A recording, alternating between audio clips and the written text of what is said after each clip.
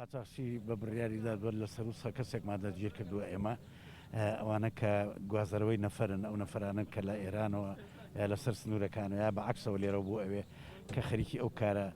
مەترسیدارن ئەوانە هەمووی دەگیرکراون بە بڕیاری دادوەر ڕاگیراون. سپاسی هاوڵاتیانی خۆمانەکەین لە شاری سلێمانی و دەوروبەری و لە قەزا و لە ناحیەکان و لە هەرێمی کوردستان کە ئیلتیزامێکی باشیان هەیە بە ڕێنمایەکانەوە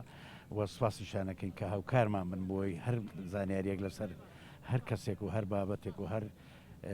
بۆ چوونێک ئەگەر هەبێت لە بۆ ئێمە کە بتوانین بە ئەرکەکانمان باشتر هەڵسین زانیاری دقیقمان بنێ لەسەر قاچاقچی لەسەر خەڵکێکە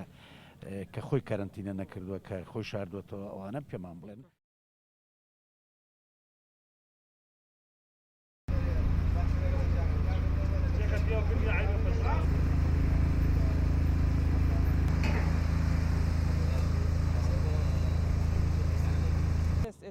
بس تو حاضري يعني بيك احمد جان احمد